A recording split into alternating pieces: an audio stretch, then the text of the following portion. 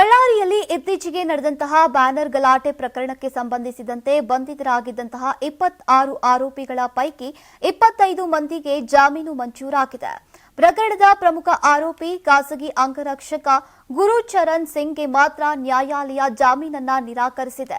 ಬೆಂಗಳೂರು ನಗರದ 42ನೇ ಹೆಚ್ಚುವರಿ ವಿಶೇಷ ನ್ಯಾಯಾಲಯವು ಬಂಧಿತ 2 ಗುಂಪಿನ ಆರೋಪಿಗಳಿಗೆ ಜಾಮೀನನ್ನ ನೀಡಿದೆ.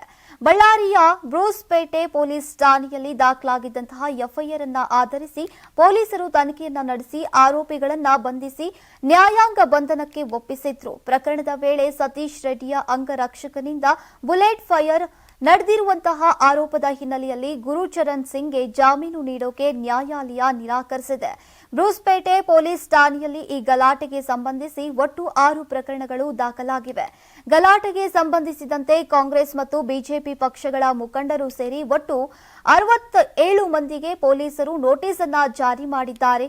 ಈ ಪೈಕಿ ಬಿಜೆಪಿಯ 33 ಮತ್ತು ಕಾಂಗ್ರೆಸ್ನ 34 ಮುಖಂಡರಿಗೆ ಕ್ರಿಮಿನಲ್ ಪ್ರೊಸೀಜರ್ ಕೋಡ್ ಅನ್ನ 107ನೇ ವಿಧಿ ಅಡಿಯಲ್ಲಿ ನೋಟಿಸ್ ನೀಡಲಾಗಿದ್ದು ವಿಚಾರಣೆಗೆ ಹಾಜರಾಗುವಂತೆ ಸೂಚಿಸಲಾಗಿದೆ.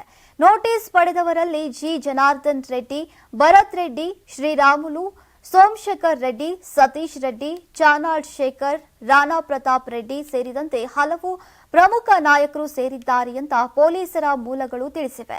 ಇನ್ನು ಈ ಗಲಾಟೆಯಲ್ಲಿ ಮೃತಪಟ್ಟ ರಾಜಶೇಖರ್ ಅವರ ಮೃತದೇಹವನ್ನ ಮಣ್ಣಲ್ಲಿ ಹೂಳದೆ ಗ್ಯಾಸ್ ಬಳಸಿ ದಹನಗೊಳಿಸುವ ಮೂಲಕ ಸಾಕ್ಷ್ಯ ನಾಶ ಮಾಡಲಾಗಿದೆ ಎಂಬ ಗಂಭೀರ ಆರೋಪ ಕೇಳಿಬಂದಿದೆ.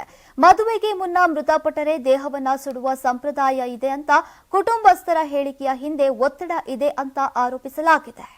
ನೀವು ಸಣ್ಣ ಆಗ್ಬೇಕಲ್ವಾ? ಅದು ಒಂದು ಉತ್ತಮ ಆಹಾರದಿಂದ ಸಣ್ಣ ಆಗ್ಬೇಕಲ್ವಾ? ಪ್ರತಿದಿನ ನಮ್ಮ ಜೀನಿ ಸ್ಲಿಮ್ ನ ಯೂಸ್ ಮಾಡಿ ಯಾವುದೇ ಸೈಡ್ ಎಫೆಕ್ಟ್ ಇಲ್ದಂಗೆ ನೀವು ಸಣ್ಣ ಆಗ್ತೀರಾ.